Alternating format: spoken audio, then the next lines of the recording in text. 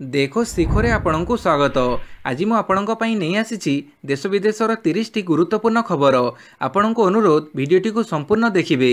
Number 1, 17 ତାରିଖ ସରକାରୀ ଛୁଟି, ବନ୍ଦ ରହିବ ଅଫିସ, ସ୍କୁଲ ଓ କଲେଜ। ଆସନ୍ତା 17 ତାରିଖରେ ଶ୍ରୀମନ୍ଦିର ପରିକ୍ରମା ପ୍ରକଳ୍ପ ଲୋକାର୍ପଣ ଉତ୍ସବ ଅନୁଷ୍ଠିତ ହେବ। ସେହି ଦିନକୁ ସରକାରୀ ଛୁଟି ଭାବେ ଘୋଷଣା ହୋଇଛି। ରାଜ୍ୟର ସମସ୍ତ ସରକାରୀ ଅଫିସ, ସ୍କୁଲ ଓ କଲେଜ ବନ୍ଦ ରହିବ। ଏନେଇ ରାଜ୍ୟ ସରକାର ଘୋଷଣା କରିଛନ୍ତି। ଶ୍ରୀମନ୍ଦିର ପରିକ୍ରମା ପ୍ରକଳ୍ପ ଲୋକାର୍ପଣ ଉତ୍ସବ ପୌଷ ଶୁକ୍ଳ ସପ୍ତମୀ ତିଥିରେ ଅନୁଷ୍ଠିତ ହେବ। ସେଥିପାଇଁ ଆରମ୍ଭ ହୋଇଯାଇଛି ପୂଜା ପଦ୍ଧତି। 15 ତାରିଖରୁ ଯଜ୍ଞ ଆରମ୍ଭ ହେବ। ଏହି ପରିପ୍ରେକ୍ଷୀରେ ଯଜ୍ଞଶାଳାରେ ଅଙ୍କୁର ପୂଜା, ମଣ୍ଡଳ ଓ ଧ୍ୱଜା ସ୍ଥାପନ ଇତ୍ୟାଦି କର୍ମ ଆରମ୍ଭ ହୋଇଛି। ସେଥିପାଇଁ ଶ୍ରୀକ୍ଷେତ୍ରକୁ ଛୁଟୁଛି ଶ୍ରଦ୍ଧାଳୁଙ୍କ ସୁଅ। ଶ୍ରଦ୍ଧାଳୁଙ୍କୁ ଦେଖି ପ୍ରଶାସନ ପୁରୀର 3ଟି ସ୍ଥାନରେ ପାର୍କିଂ ବ୍ୟବସ୍ଥା କରାଯାଇଛି। ନମ୍ବର 2, ମାର୍ଚ୍ଚ 15 ପୂର୍ବରୁ ମାଳଦ୍ୱୀପ ଛାଡ଼ନ୍ତୁ ଭାରତୀୟ ସେନା, ମୋଇଜିଙ୍କ ଅଲ୍ଟିମେଟମ୍।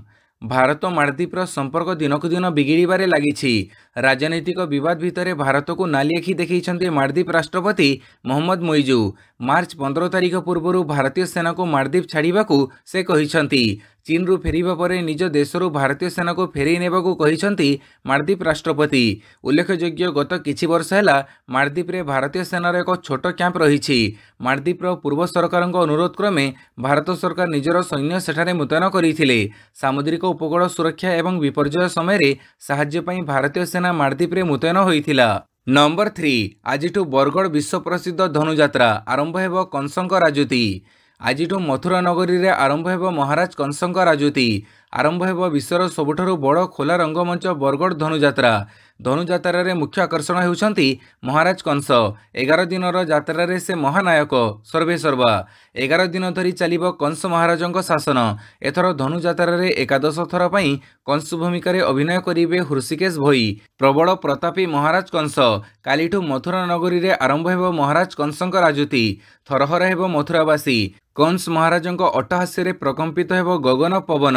ମଞ୍ଚସ୍ଥ ହେବ ବିଶ୍ୱର ସବୁଠୁ ବଡ଼ ମୁକ୍ତାକାଶ ରଙ୍ଗମଞ୍ଚ ବରଗଡ଼ ଧନୁଯାତ୍ରା।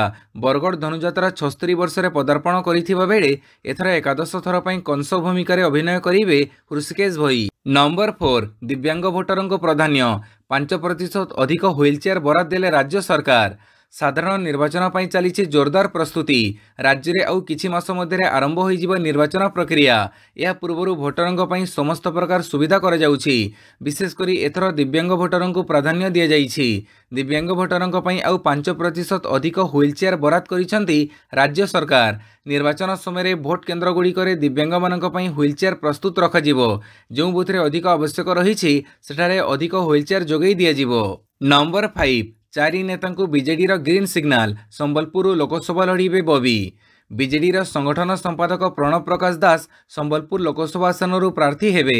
ଗଣମାଧ୍ୟମରେ ଏଭଳି ଚର୍ଚ୍ଚା ଉପରେ କାଲି ବବିଙ୍କ ଅଫିସ ମୋହର ଲଗାଇଛି। କେବଳ ସମ୍ବଲପୁର ନୁହେଁ, ବ୍ରହ୍ମପୁର, କନ୍ଧମାଳ ଓ ଭୁବନେଶ୍ୱର ଲୋକସଭା ଆସନରେ ବିଜେଡି ନିଜର ପ୍ରାର୍ଥୀଙ୍କୁ ଏବେଠୁ ପ୍ରଚାର ଅଭିଯାନ ଜୋରଦାର କରିବାକୁ ଗ୍ରୀନ୍ ସିଗ୍ନାଲ ଦେଇଥିବା ଜଣାପଡ଼ିଛି।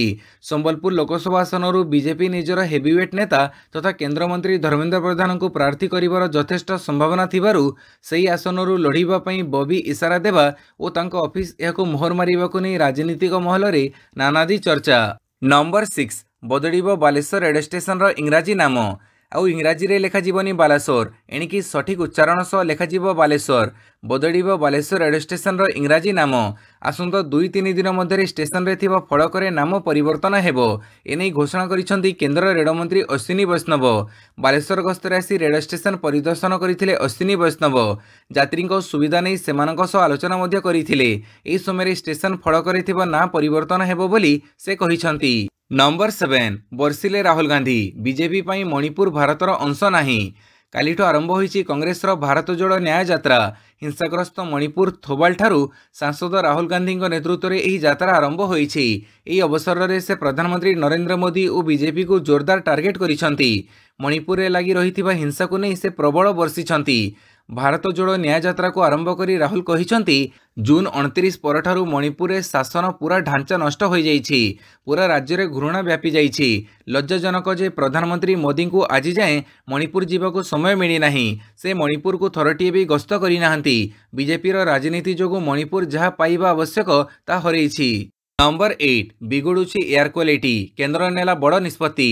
कलबल करुछि कुहुड़ी घन कुहुड़ी जोगु जीरो भिजिबिलिटी परिस्थिति सृष्टि होईछि तासह प्रदूषण मात्रा मध्य बढ़िबारे लागिछि बिगिड़ी जाइछि एयर क्वालिटी एहाकु नै केंद्र सरकार एक बड़ निष्पत्ति नैछंती वायुर प्रदूषण मात्रा बढ़ुथिबा बेले दिल्ली एनसीआर रे बेआईन निर्माण काम उपरे बैन लगा जाइछि केवल सेतिक नुहे BS3 पेट्रोल एवं BS4 डीजेल चारिचकिया जान चलाचल उपरे मध्य प्रतिबंधक लगैछंती सरकार। नंबर 9 BSKY नवीन कार्ड पई SOP नियमित सरकारी चाकरिया होई नथिले करि परिबे आवेदन राज्य सरकार चाकरी नियमित होई नथिबा कर्मचारी माने बिजु स्वास्थ्य कल्याण योजना नवीन कार्ड पई आवेदन करि परिबे एही कार्ड पई आउ मात्र 3 दिन बाकी थिबा बेले राज्य स्वास्थ्य विभाग पक्षरु नवीन कार्ड रो पंजीकरण और जांच निमंते SOP जारी होईछि ग्रामांचल परिवार गुडी को चिन्हट निमंते राज्य IT विभाग पक्षरु एक सॉफ्टवेयर विकसित करा जाईछि प्रत्येक आवेदनकारी आवेदन उपरे 2टी पर्याय रे वेरिफिकेशन करा जिवो आ जांच परे ठीक थिबा योग्य आवेदनकारी को ही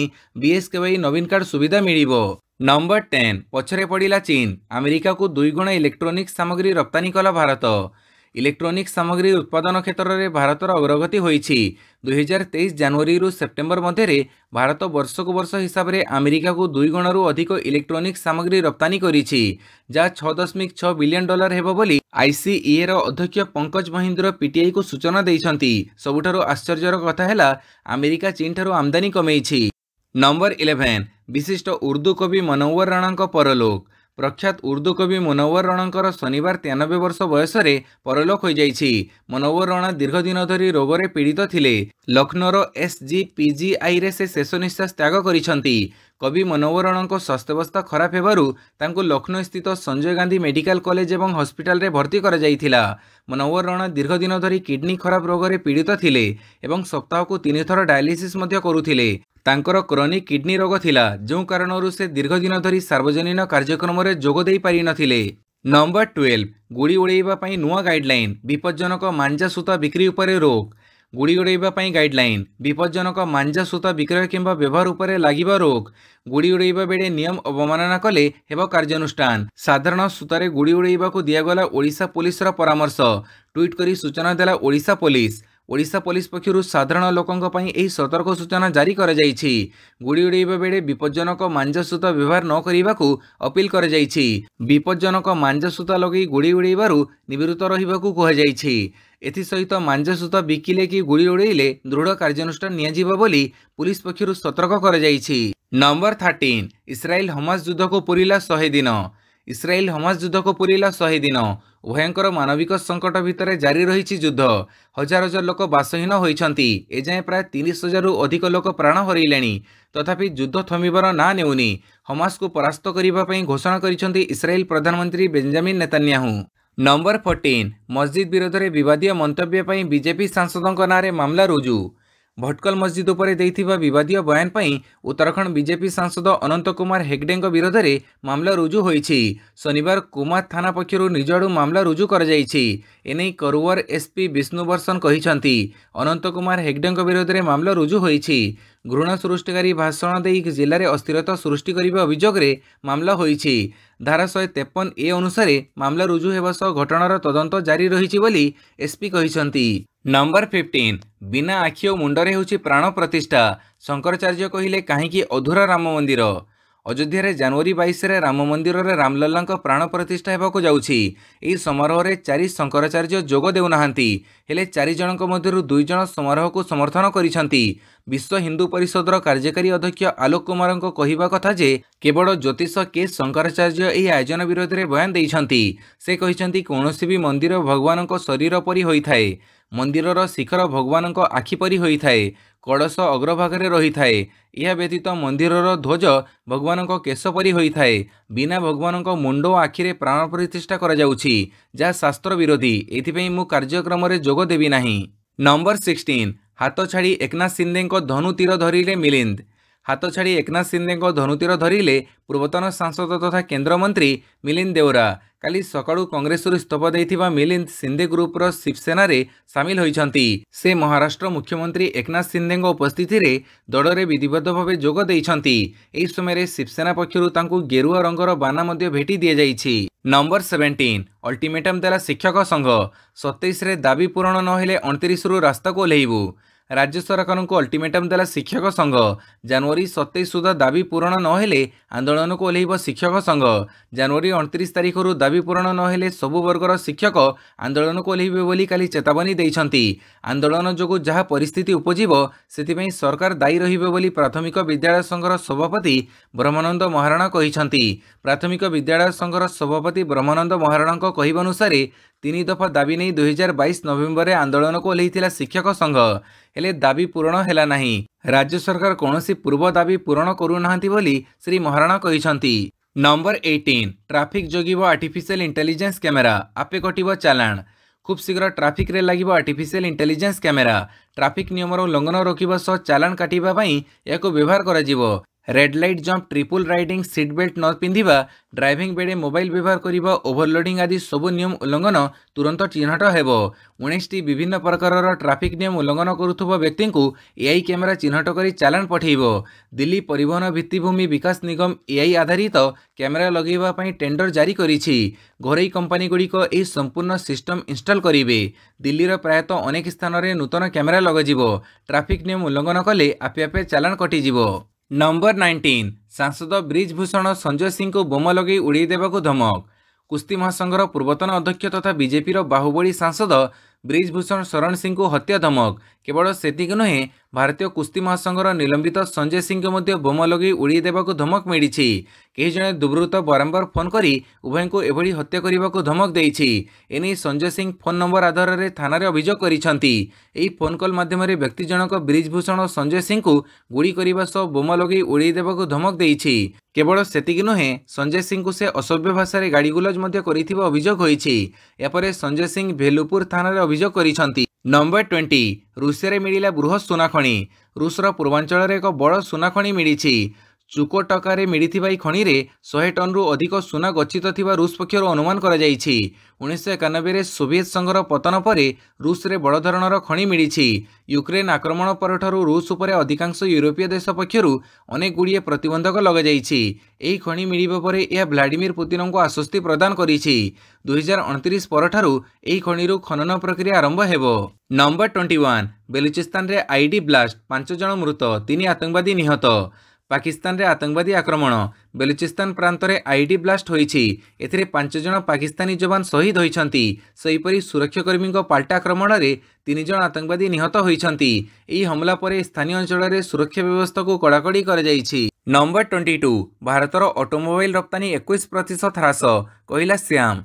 गत वर्ष भारतर ऑटोमोबाइल रप्तानी रे 21% ह्रास पाइछि। विदेशी बजार रे भू राजनैतिक अस्थिरता और मांदावस्था जो रप्तानी ह्रास होइछि बोली सियाम अर्थात society of India automobile manufacture report दैछि। सियाम रो रिपोर्ट अनुसार 2023 रे 42,85,809 यूनिट कार आदि बिक्री होइछि। हेले 2022 रे एहार 52,04,966 यूनिट बिक्री होइथिला।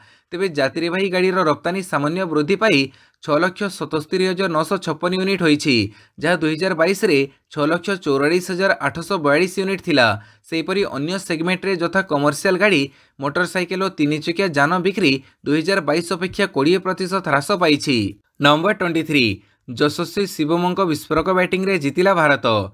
यशस्वी जयसवाल और शिवम दुबे विस्फोरक बैटिंग बड़े भारत एठारे अनुष्ठित अफगानिस्तान विपक्ष द्वितीय टी20 को 6 विकेट रे जीति नहीं। 173 रन लक्ष्य को पिछा करी टीम इंडिया 15.4 ओवर 4 विकेट हरई या सहजरे हासिल कर नहीं। एथिसह 3 मैच विशिष्ट मुकाबिला रे भारत 2-0 रे अग्रणी रही आगुआ सीरीज जीति नहीं। यशस्वी 68 और शिवम 63 रन करी नॉट आउट अर्धशतक हासिल करते। रोहित शर्मा खाता खोली पारि नथिबा बेले विराट कोहली द्रुत 29 रन करते। रिंकू सिंह 9 रन करी अपराजित रही। करीम जन्नत अफगानिस्तान पक्षर 2टी विकेट अख्तियार करते।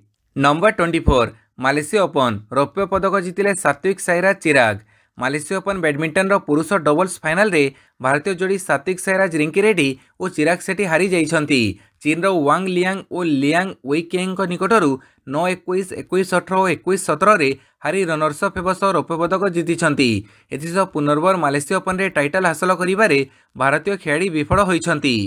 नंबर 25 रणजी ट्रॉफी बैटिंग पर भल बोलिंग प्रदर्शन सहायतार दृढ़ स्थिति ओडिशा। मध्यप्रदेश विपक्ष रणजी ट्रॉफी मैच रे प्रथमे बैटिंग एवं परे भल बोलिंग प्रदर्शन सहायतार ओडिशा दृढ़ स्थिति रे रही। ग्रुप डी रो एक मुकाबला रे तृतीय दिवस खेल शेष सुधा मध्यप्रदेश 6 विकेट हरई 246 रन करिछि। हर्ष गोवाली 137 रन कर अपराजित अछंती। ओडिशा पक्षरु सुनील राउड 3टी और प्रयास सिंह 2टी विकेट अख्तियार करिसंती। ओडिशा प्रथम इनिंग्स रे 498 रन करी ऑल आउट होइथिला। वीडियोटी को संपूर्ण देखिथिबारु बहुत बहुत धन्यवाद।